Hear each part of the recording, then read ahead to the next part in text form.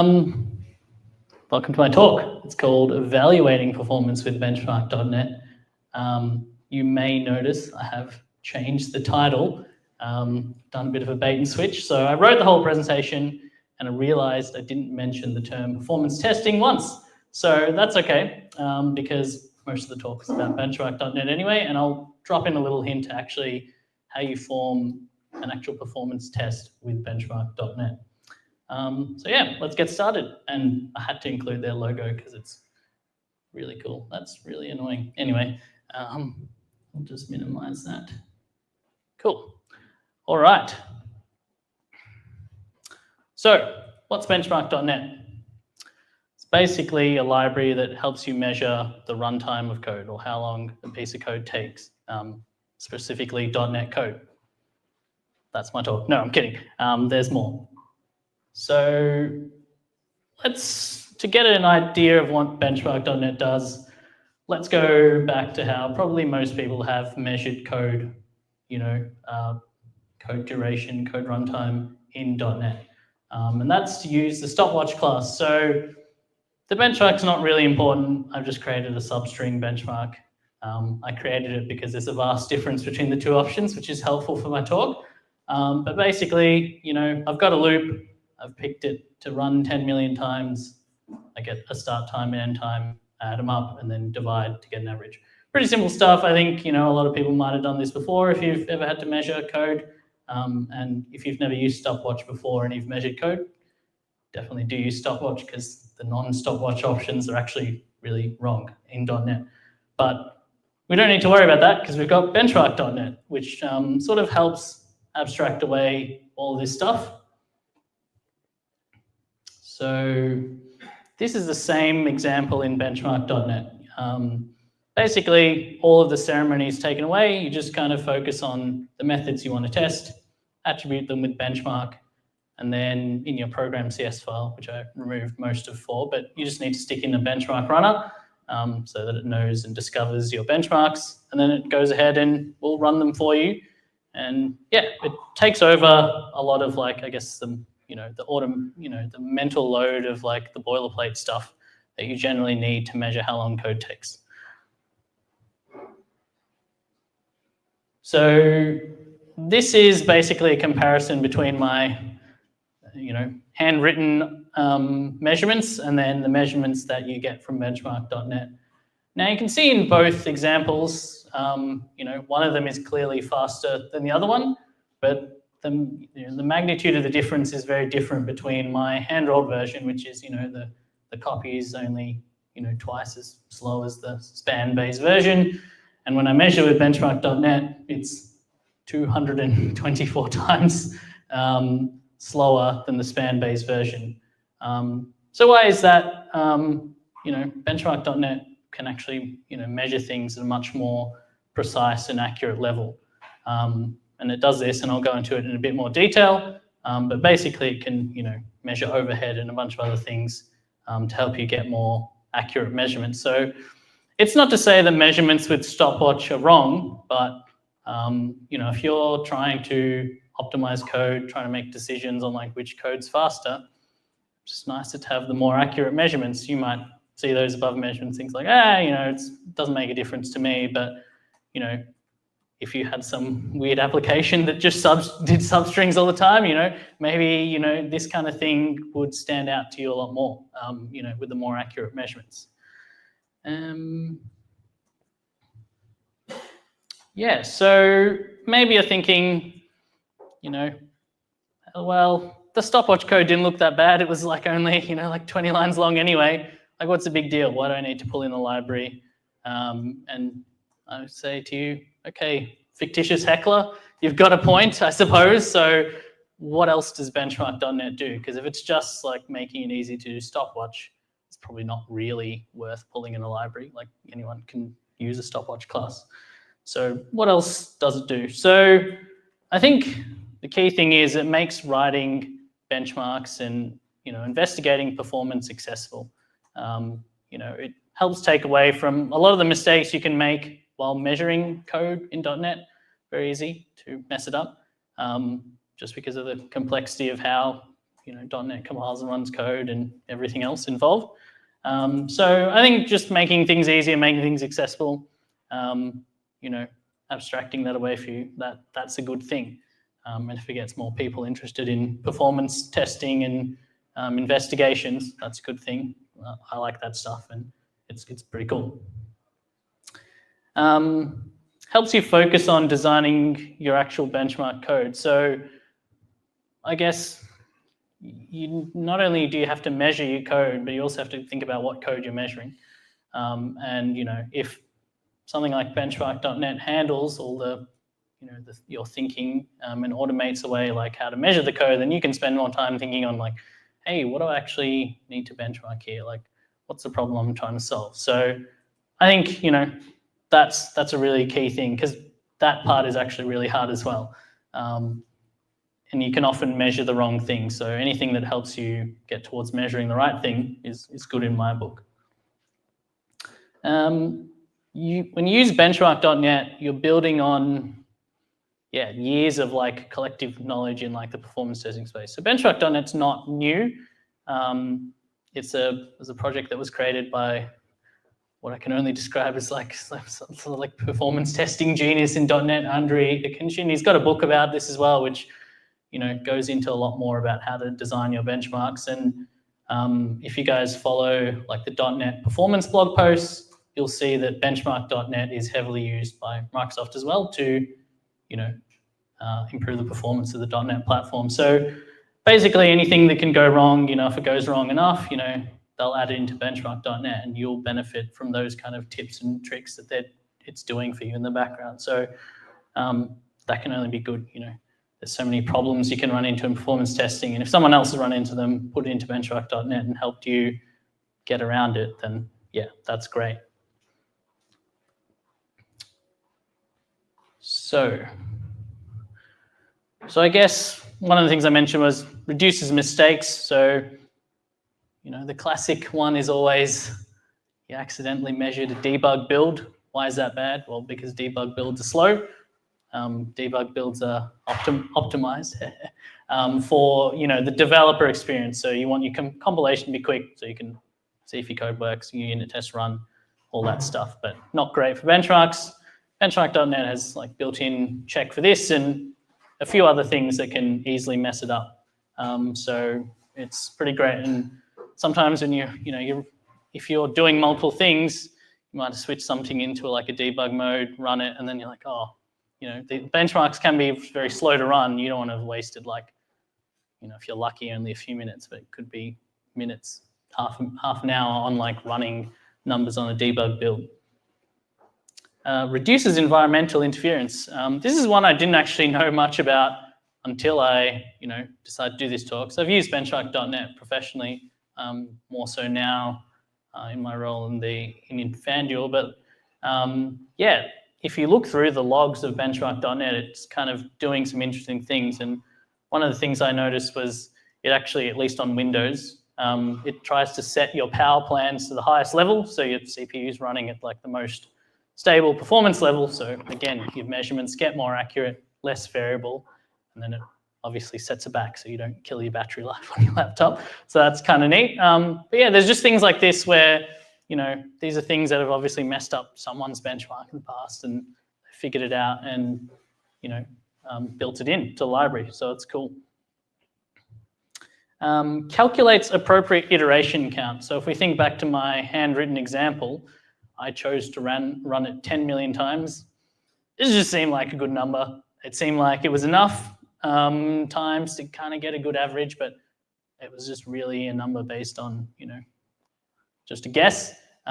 Whereas BenchmarkDotNet will actually do, it'll actually calculate the best number of times to run your code. So this is just an example from the logs, but it basically runs what's called a pilot workload. So it runs it a couple of times, sees how long it takes, and then based on some rules it has on, how long your method takes, it chooses to run it less or more. So generally, very fast, small methods, it runs a lot more times, and slower methods, it runs less times. So I think it ran the substring copy for like 8 million times, but the other one, the span-based one, it ran it for like 268 million times.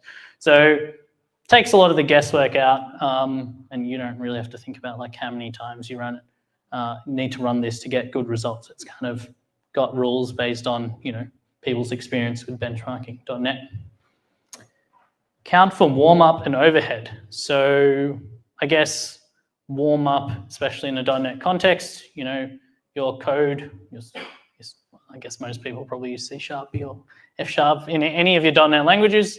They're compiled to an intermediate language, and then there's a just-in-time JIT compiler that compiles it to the actual machine code to run. That takes time, but it doesn't happen, obviously, every time. It only happens once on startup. But you don't necessarily want to measure this time because it can be long, and it can like totally dwarf the actual method you're measuring. So BenchmarkDotNet takes care of that for you. It runs your method and, you know, warms it up, make sure it's like properly compiled. And nowadays with the latest .NET versions, there's multiple tiers of compilation. So there's like tier 1, tier 0, tier 1.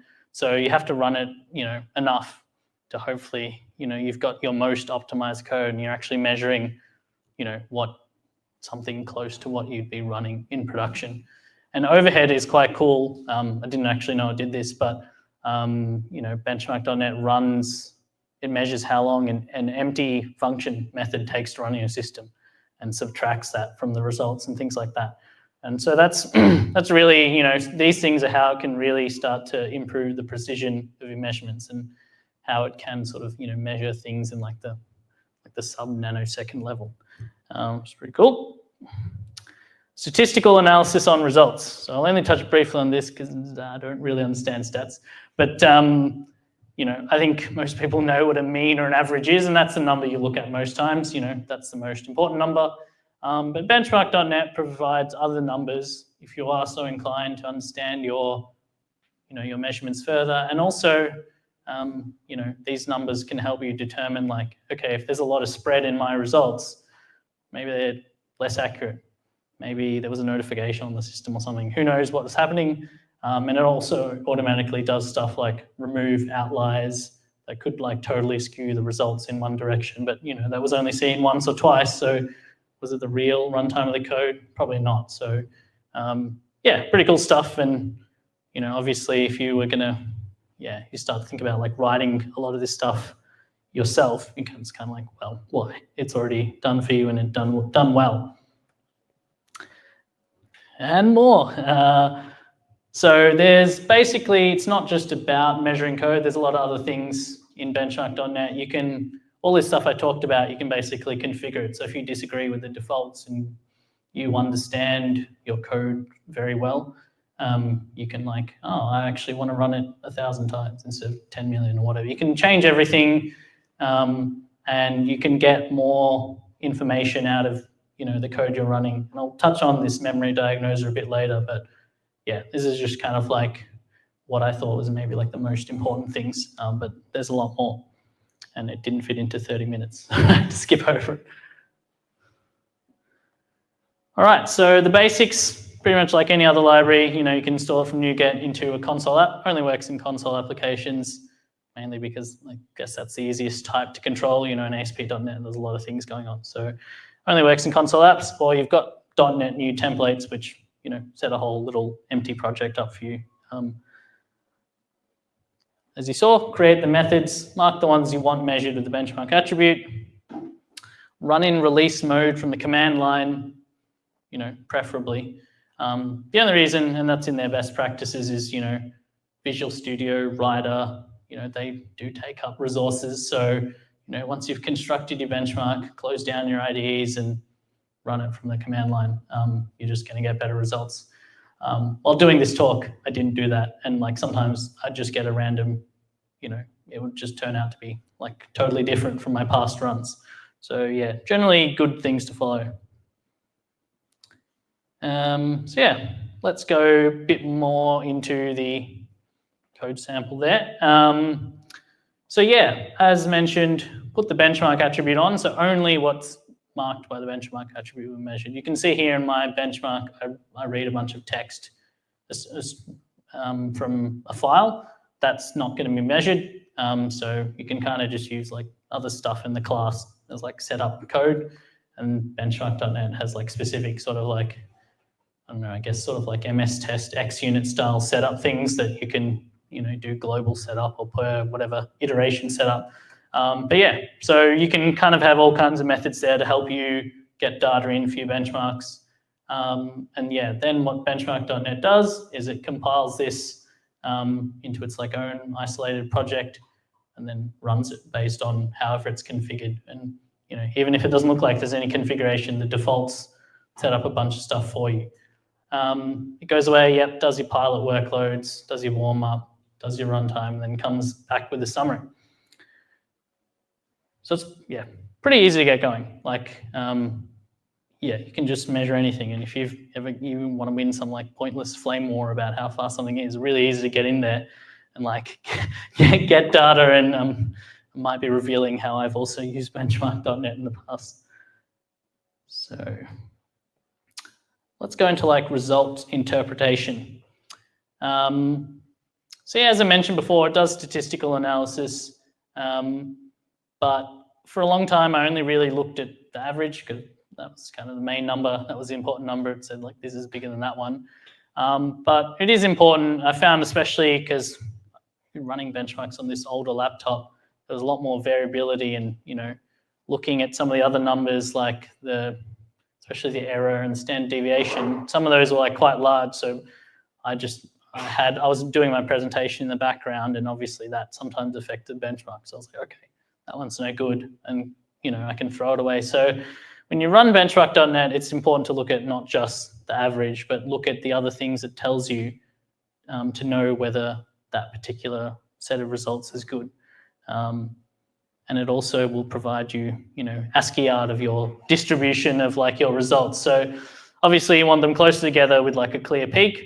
That's just like a good, distribution that's like, means that like, okay, your results were fairly accurate. But yeah, sometimes it'll warn you. It says like, oh, you've got multimodal distribution. That means you might have two peaks. So that could be that something went wrong in your system or something's happening in your code, and then you're at a certain point, some of your runs are running slower. So it's got little hints in there to kind of dig deeper into what you're doing and check that you're actually doing things right and you understand what's going on. So important to look at more than just the average number there.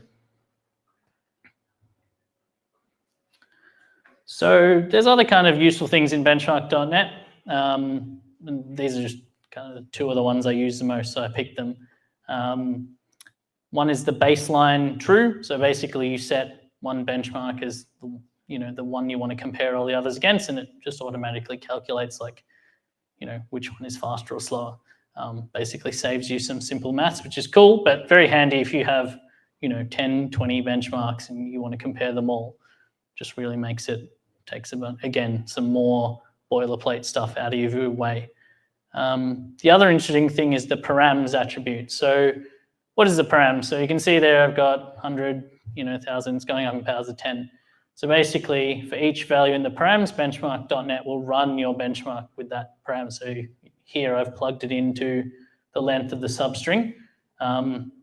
So, it basically will sort of multiply the number of benchmarks that will be run, which ends up meaning that it actually takes a long time. I've discovered this. Has anyone heard of XKCD? No, I'm kidding. But one of the classic compiler things. I've just reframed that. But that's basically what was happening when I was running those tests. And what do you get out of it once you do that? So now you get your benchmarks, and you've got a little column for how much data was involved in your benchmark, and then you can see like how does my code scale with different amounts of input. So if you're you're trying to benchmark like a data structure or something, you can kind of see how it scales. And so we can see here that the span-based substring is essentially a constant time operation. So no matter how big the substring is, it basically runs at the same time. Whereas the copy is obviously having some, looks like non-linear behavior. I'm not sure of what kind, but yeah, so you can see here how it's scaling. And yeah, the substring benchmark is kind of like, it was just, to demonstrate like these kind of interesting behaviors. So I'm not suggesting anyone's doing like 100,000 character substring in a program. I don't know, maybe someone out there is doing it. But don't do it because it's slow. So what's another thing? So here's kind of where you can really start to create actual performance tests. So before we're just measuring code, a certain method took 60 milliseconds, great. But that's not a pass-fail, which is what you kind of really want from a test. And you probably want to run them in your pipeline. So you can basically export the benchmark. It's got a bunch of formats. I just chose JSON format because it's easy to explain. It spits out all your numbers. You can collect up these results in the CI pipeline and then compare them over time, set like a level, being like, hey, this particular benchmark can't drop below 70 nanoseconds on our known infrastructure. And then, yeah, you can kind of build a whole suite of performance tests out of that. It's kind of something I want to do because right now we've got benchmarks, but we just kind of run them on someone's machine. And so it's hard to know, like, is it moving over time as people are committing code and changing the code? So if you want to see a really good example of this, just check out the .NET benchmark. So they've got a whole Git repository, github.net/performance, where they use benchmark.net, and they've got like a bunch of Python scripts around it that basically set up performance tests, and they track improvements and performance regressions over time. So if you're wondering, like, how do they get all these improvements? Well, they've kind of got a bunch of like automated infrastructure around benchmark.net. So they've got little plots that change over time, and they can see, okay, this particular commit has regressed. This benchmark, we've got to fix this before we, ship .NET 9 or whatever 10 out the door. So that's exporters, and then there's a lot of other formats. Some people will have plots and stuff. You can export plots, but this is probably the kind of the most useful one because you can just plug it into anything else. Back to something I mentioned before, diagnosers. So instead of just being limited to measuring how long something takes to run, you can kind of use diagnosers to get into extra information about why a certain thing is taking so long to run. So here I just put on the memory diagnoser, which in .NET will it shows you your memory allocation. So this particular method's allocating 824 bytes. Not a lot, but if you're running it a lot, it causes Gen 0 garbage collections, and you can start to investigate your code from there. There's also other diagnosers that there's like a full profiler that you can it spits out a file, you can stick it in and get your flame charts and other cool performance investigation tools. And the reason why this is good is you don't have to then go back to a separate tool to get more info about why your code is running fast or slow. You can kind of just spit all that out of benchmark.net, see what's wrong, and then tune further from there and run again. So it's good for that kind of like performance investigation workflow. So when to use benchmark.net? So obviously, as we've had in the example, comparing the runtime of different pieces of code works really well for that. A term that's used often is called micro benchmarking, so measuring how long something that runs very quick, how long that takes, because as you can see before, you can kind of do it yourself, but it gets very hard to separate, improvements in code that's running so fast from the overhead of that whole thing. So, it seems to be a term called micro benchmarking. So you can just basically measure things that take not very long to run with a fair amount of accuracy. When not to use it. If you're measuring in production, it kind of doesn't really work. You have to form specific tests and methods. So if you want to measure your actual real code, just keep using stopwatch. It works fine for those kind of aspects. If you want to see like how long a request takes to run, you can keep using stopwatch. Or there's other great tools in .NET like Mini Profiler and things like that you can actually use to do performance investigations on your like production code. When you involve like network, I/O boundaries, databases, you can still use benchmark.net because at worst it's only as good as a stopwatch. But I think you lose a lot of the accuracy benefits, especially if you run the database server on the same machine you run the benchmarks on. You're essentially, those two programs are competing with your CPU for resources. So you're just going to introduce more variability and make your benchmarks less accurate. And so, you can still use it, but think carefully and make sure you kind of maybe separate you run it off on a remote DB server, things like that. It doesn't replace like a full profiler. So if something's really slow in production, it can be hard. If you don't know what's wrong, you can't be like, oh, well, I'll try that code in BenchmarkDotNet. That could be the fast code and you could have achieved nothing. So you still do need a profiler to actually dig in to your real code. That's it. So basically, BenchmarkDotNet got a great site, and I encourage everyone to check out the performance improvement blogs on .NET. Even if you kind of like, hey, I just stick things in the database and my business doesn't care if they're slow or not. I think it's good to know about things like BenchmarkDotNet because it's what Microsoft is, leveraging heavily to improve the speed of the platform that we all use. So yeah, it's good to know how that works. And Stephen Toub, the guy who from Microsoft who writes this giant blog post, which people call a browser stress test. I can see why it's pretty long. Has a lot of cool benchmarks that you can kind of stick in and try yourself. And obviously Microsoft uses it in more interesting ways. They can compare .NET 8, .NET 9, and see the progression over time. So you can set up BenchmarkDotNet to help you with that. Yeah, that's all from me. So yeah, any questions? Yes. Is there any way of getting it to look inside methods at which part's running slowly, or only at the full method level? Sorry, can you just repeat that one? Can you use it to check which part of a method is running slow, or is the only way of measuring at the method level? You can look in, and yeah, so if you remember there, I mentioned the memory diagnoser. So you can essentially get, I can't remember what it's called, event pipe profiler, I think it's called. It's basically a cross-platform way in .NET that spits out basically, how long each sort of, part of your method took. So, you stick that diagnoser on, load that file up. It's called speed scope. I can walk you through it. And then basically you get like, your graph of being like, hey, this part of the method took this long. And so, yeah, you can do further investigation. So while it only spits out, hey, this is how long this whole method took, if you want to go into like what parts are actually fast and slow, you can do that from BenchmarkDotNet and in a cross-platform way. So I'm obviously using this on Windows, but I use it on Mac, Linux.